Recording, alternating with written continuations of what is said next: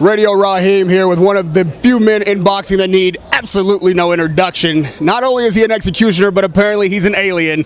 Bernard, the alien? Yes. Hopkins. Absolutely. Real correct, brother. You know, you've done so many things in this sport that have never been done before. One of them, most recently being, a lot of fighters have been in ESPN Magazine, but I don't think any of them have been there naked before. What possessed you to take that photo shoot? When they came to you, what was your thoughts? Well, what possessed me was that there are a lot of people out there that believe that once you get a certain age, you should write yourself off. You know, women and men, in some cases.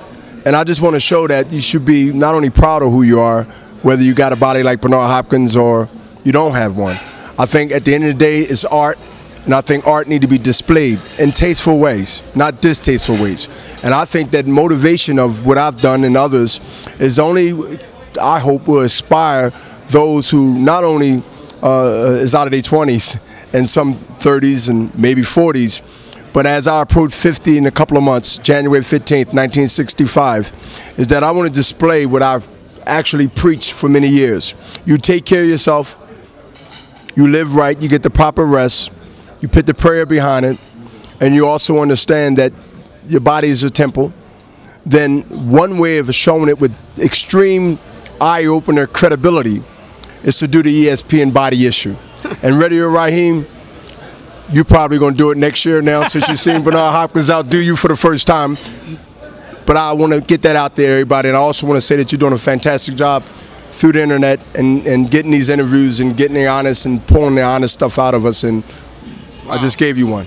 I really appreciate that, man. I mean, that means a lot to me. Obviously, you're one of my heroes. I've been watching you since I've been coming up, which makes it so amazing that not only are you still fighting, but you're still winning. You're still a champion. You still have so much on the horizon that you can do, not showing any signs of slowing down. Obviously, the Adonis fight is what people are looking towards now. How do you feel about the crusher, Kovalev? That's a strong possibility also. Because I feel that the census says that he's the most dangerous out of the three belt holders. Adonis Stevenson is the man that beat the man. I would not waver from that. Dawson beat Bernard Hopkins. He knocked Dawson out. That title he earned. But Kovalev, the crusher, is supposed to be the most dangerous that people think that Stevenson don't want to interact with.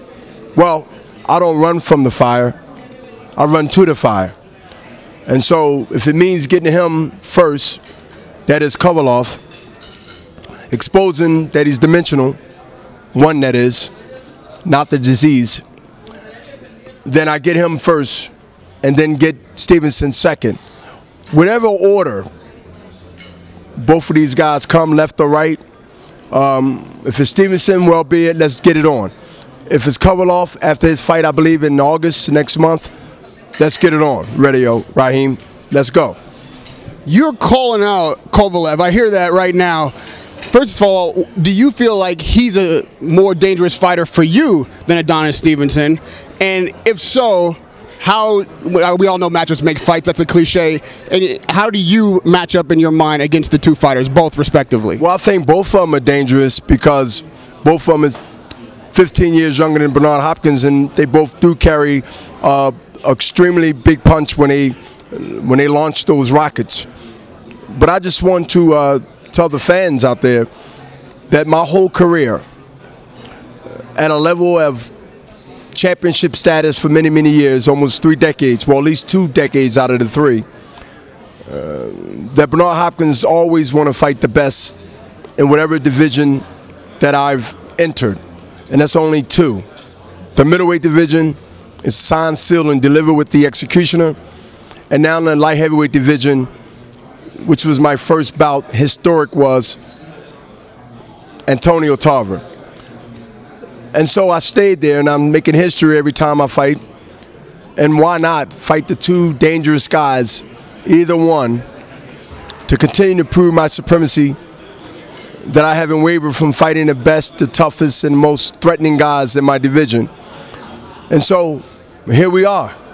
I want to show that they are good, they are dangerous, but I am the alien, and I am the master craftsman with always a chessboard, not a checkerboard.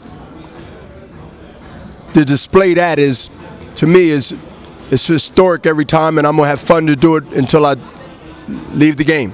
No one can do anything but give you credit for calling out the two most dangerous opponents in your division, and it's a possibility that these fights won't even happen until you're 50, or at least if one happens, certainly you're going to have to fight the other one at 50 years old. That's an amazing feat in and of itself. And I've got to put your promoter hat on too, because you don't just put on the gloves, you also put on the tie and promote these fights with Oscar De La Hoya, Golden Boy, another guy who prides himself on calling out the best and fighting the best when it's time to fight them, is Canelo Alvarez, who we're here for tonight. I'd like to get your thoughts on how this matchup stacks up in your mind, and do you think that this was a good fight for Canelo to choose, since Oscar said that he would have preferred him not take this fight? Well, first I would like to answer that question, but I want to also throw another hat that I think I deserve to be able to mention without being all about me, but I think it's something that people need to understand, and if they didn't know, then they know.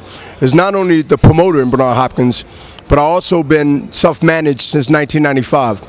And in boxing, normally you got 4 or 5 people in your pocket for 15, 20, 30%. And a lot of times we do need assistance. But I've chosen to learn certain jobs and learn how the job's supposed to be done, and also have people at salary and not percentages to be able to go ahead and say, you know what, I want to learn the business and also be in the business physically. And so I've juggled 2 things in my career before I became partners with Oscar De La Hoya 10 years ago. So I wanted to get that out there, Rahim, that not only am I a promoter now for over 10 years since Oscar Golden Boy been in existence, but I also managed myself since 1995, and we're in 2014. That might not be big stuff for anybody. They might say, okay, so what, big deal? But name 5 fighters is in that position from the past and present. I can tell you that's not that many.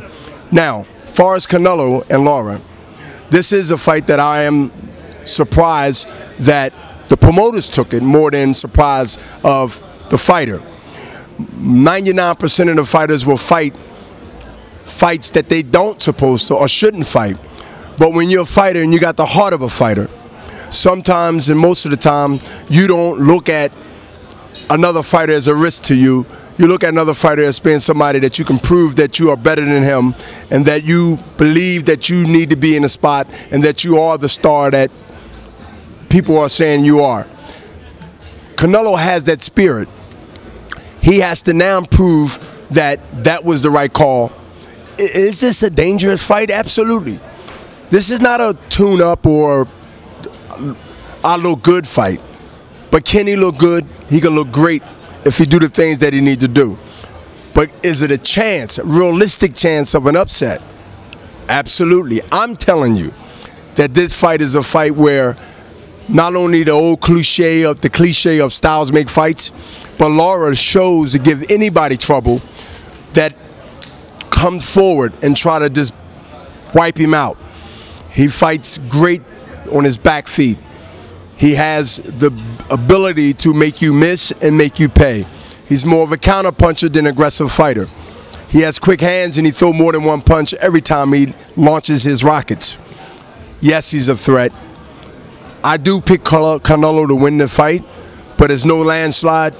If he wins, you got to catch him, and it better be more than one punch, or he will never catch him with that type of shot. He will have to do different and be different than he was with Money Mayweather. He will have to have at least a realistic chance on winning his fight. Radio Rahim with a man who's transcended boxing, maybe even humanity, a treasure in this sport of ours. I really appreciate what you said. I appreciate you giving me the time. It's an honor and a pleasure. Radio Rahim with Bernard, the alien. I feel like I just got old in this interview.